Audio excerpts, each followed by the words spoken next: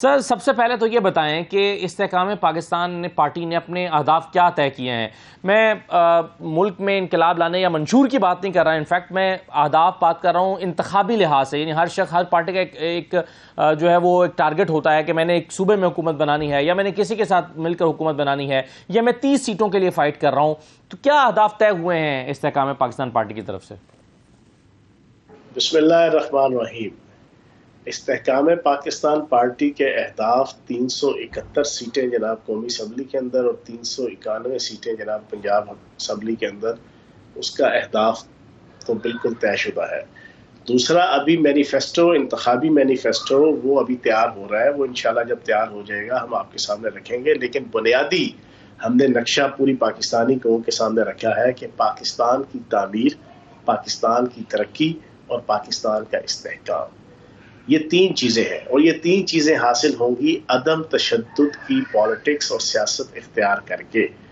तशद्दुद की पॉलिसी से इनहराफ करना है, अदारों के साथ, फौज के साथ, अदलिया के साथ, मुखालिफ पॉलिटिकल पार्टीज के साथ बेजा, जिसे कहते हैं ना कि टकराव, जो पॉलिटिकल पार्टीज का भी एक बेजा टकराव होता है, उससे अवॉइड करते हुए, अनाइड करते हुए, पाकिस्तान जो इस वक्त मुआशी हवाले से इंतहाई गंभीर मसाइल का शिकार है, उसको, उसकी किश्ती को जनाब मंजिल तक पहुंचाना है।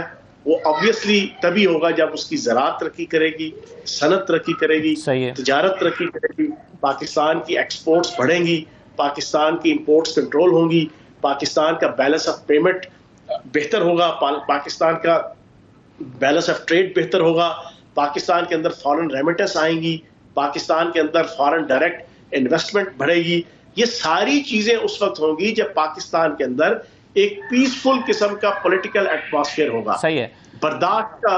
बिल्कुल ठीक है, ये चौहान साहब ये बात बिल्कुल सही है। लेकिन सवाल यह है कि जब आप इंतखाबात में उतरेंगे तो आप किसी की पॉलिसीज पर तनकीद भी तो कर रहे होंगे ना। जब आप अपना मुतबादल पेश करेंगे तो आप क्या पीडीएम की जमात, जिससे लोग इस वक्त खाइफ दिखाई देते हैं, और आपकी पार्टी में कई ऐसे लोग आए हैं जो कहते हैं कि हमने पीडीएम के सहारे पर नहीं छोड़ा जा सकता, खुद फवाद चौधरी साहब और लोग जिन्होंने कहा कि पीडीएम के आसरे पर नहीं छोड़ सकते हम इस कौम को, तो कैसे आप उन पर तनकीद नहीं करेंगे? हाँ, आपका सवाल बहुत अच्छा है। एक होता है इंतखाबात का माहौल, 2 महीने, 3 महीने, 4 महीने। मैं जो बातें कर रहा हूं कि जब इंतखाबात हो गए, इंतखाबात होने के बाद एक हुकूमत बस से इक़्तिदार आ गई, उसके बाद आप कोई ना कोई बहाना लेके, जो पाकिस्तान में पिछले 10 सालों में ये चीजें 2013 से स्टार्ट हुई और आज तक हम देख रहे हैं कि किसी ना किसी बहाने हम मौजूदा हुकूमत की टांगे खींचना, उसको डिस्टेबलाइज करना, उसको जनाब कमजोर करना, जिसके नतीजे में पाकिस्तान कमजोर, पाकिस्तान की इकॉनमी कमजोर, पाकिस्तान की मईशत कमजोर, ये सारी चीजें, उससे मैं ये कह रहा हूं कि इस्तेमाल करते हुए, बाकी उसमें भी जब हुकूमत बन गई, अगर हम अपोजिशन में सपोज होते हैं, हम तनकीद भी करेंगे, हम क्रिटिसिज्म भी करेंगे, हम पॉलिसियों के ऊपर नुक्ताचीनी भी करेंगे, हम जनाब दबंग तरीके से, जो मुल्क दुश्मन पॉलिसी कह लो, अवाम दुश्मन पॉलिसी कह लो, रियासत दुश्मन पॉलिसी कह लो, अगर हुकूमत की या इक़्तिदार पे फाइज जो है ना अफराद की या पार्टीज की होगी, उसको क्रिटिसिज्म भी करेंगे। लेकिन ओए तोए की सियासत, एक दूसरे की जनाब टांगे खींचने की सियासत, फसाद फिल अर्ज की सियासत, हर वक्त पाकिस्तान में कत्लो गारतगरी, गुंडागर्दी और टकराव की सियासत, फौज, एजेंसीज, अदारों, अदालतों के साथ टकराव की सियासत, ये इस्तेहकाम पाकिस्तान पार्टी नहीं करे। बिल्कुल सही है, ये तो बहुत अच्छी बात है चौहान साहब। लेकिन इस वक्त आप और फिरदौस आशिक अवान साहबा या एक आध को छोड़कर कोई भी तहरीक इंसाफ पर तनकीद नहीं कर रहा, और आज वो तमाम लोग जो तहरीक इंसाफ से आए हैं। क्या इसकी वजह यह है कि ये लोग समझते हैं कि अगर तहरीक इंसाफ पर तनकीद करेंगे तो तहरीक इंसाफ के हामी बहुत सारे लोग उनको वोट नहीं करेंगे? क्या, या फिर पार्टी ने कोई ऐसी पॉलिसी बनाई है कि आप तहरीक इंसाफ पर तनकीद नहीं करेंगे? आपको किसने कह दिया हम तहरीक इंसाफ पे तनकीद नहीं कर रहे? जी, मेरी तो दिन में 3-3 शो कर रहा हूँ। नहीं, आपकी, मैंने कहा आप और 2-3 लोगों को छोड़कर बाकी सबकी बात कर रहा हूँ। आप तो कर रहे हैं, 2-3 लोग और भी कर रहे हैं। हम पार्टी चेयरमैन की जात, उसका इखलाक, उसका किरदार, उसकी फैमिली, उसकी खानगी जिंदगी, उसका जनाब करैक्टर, एक लफ्ज उसके मुतालिक नहीं बात करेंगे। फ्रॉम डे फर्स्ट से मेरा ये असूल है, जब से हम इस्तेहकाम पाकिस्तान पार्टी में आए हैं, ये चीज नहीं हम करेंगे जिसकी पहले हमें हल्लाशेरी दी जाती थी जिसकी पहले हमें पिछले 16 साल पार्टी के अंदर एप्रिसिएशन दी जाती थी। हमने ये नहीं करना। हाँ, जिन पॉलिसीज की वजह से पिछली पार्टी के चेयरमैन और पीटीआई की जिन पॉलिसीज की वजह से मेरी धरती मां को नुकसान पहुंचा है और पहुंचेगा, पाकिस्तान को नुकसान पहुंचेगा, वो पॉइंट आउट करेंगे, वो लोगों को बताएंगे, वो लोगों के सामने लेकर आएंगे। वो हम कर भी रहे हैं। लेकिन ये ओए तोए की सियासत और ये टकराव की सियासत, फसाद फिल अर्ज की सियासत, ये हम नहीं करेंगे। ये ओए तोए की सियासत, फसाद फिल अर्ज की सियासत और ये करप्शन की सियासत या जो भी खराबियां पिछली जो है वो आपकी पिछली जमात में रही हैं, वो सब ठीक हो जाती हैं अगर 9 महीना हो रहा होता और आप आज पाकिस्तान तहरीक इंसाफ ही का हिस्सा होते और उनके साथ कंटिन्यू कर रहे होते इसी ओए तोए की सियासत के साथ। देखें, बात यह है कि हम तो पिछले 1.25 साल से, मैं कम अज कम, बाकियों का मैं नहीं कहता, मैं अपना तो कम अज कम सारों के सामने देना तश्त अज़बाम है कि मैंने पीटीआई चेयरमैन को पार्टी के अंदर क्लियर कट ये राय दी और पॉलिसी दी अपनी जात की हद तक और जो मेरी इस्तात थी उसकी हद तक, कि फौज के साथ, आईएसआई के साथ, अदारों के साथ टकराव की पॉलिसी मत रखें। इसका कंसिक्वेंटली नुकसान पहले नंबर पे पाकिस्तान को होगा, दूसरे नंबर पे पार्टी को होगा, तीसरे नंबर पे पार्टी लीडर को होगा। लेकिन वो नहीं समझे।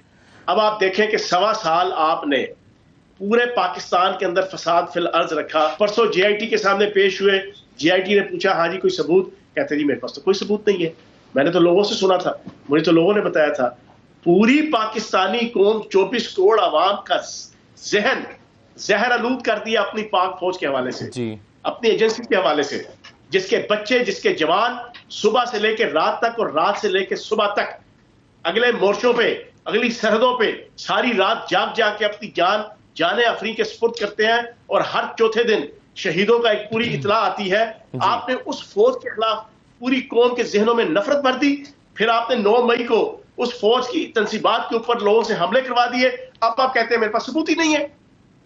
अब आप कहते हैं मुझे तो लोगों ने बताया था। लेकिन वो पॉलिटिक्स है। ये सब होने के बाद आपको जब गिरफ्तार किया गया, आप विक्ट्री का निशान बनाते हुए गाड़ी में बैठ रहे थे।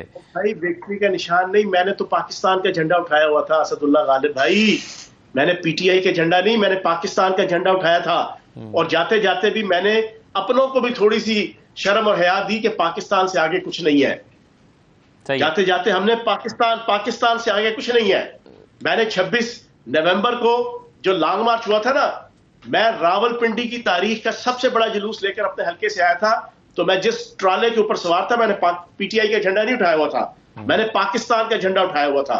उस वक्त भी मुझे पता था कि इस वक्त हमारी पार्टी के प्लेटफॉर्म से क्या वो हरकतें हो रही हैं जो कंसिक्वेंटली पाकिस्तान के लिए नुकसानदेह है। सिर्फ एक आर्मी चीफ को जनाब रोकने के लिए और अपनी मर्जी का आर्मी चीफ लाने के लिए एक पाकिस्तान के सबसे मुनज्जम चेन ऑफ कमांड वाले और डिसिप्लिन अदारे के अंदर आप अपनी पॉलिटिकल पोलराइजेशन के जरिए से उसके अंदर पोलराइजेशन क्रिएट करने की कोशिश कर रहे थे। मैंने उस दिन भी पाकिस्तान का झंडा उठाया हुआ जी। आज आपने इस्तेहकाम पाकिस्तान का भी झंडा उठाया हुआ है। चौहान साहब, आप 371 सीटों की आप बात कर रहे हैं, क्या ये 371 सीटों पर पाकिस्तान इस्तेहकाम पाकिस्तान पार्टी के लोग खड़े होंगे या सीट एडजस्टमेंट मिलाकर आप बता रहे हैं कि 371 सीटों पर आप लड़ रहे होंगे, या खुद अपने लोग आपके पास होंगे?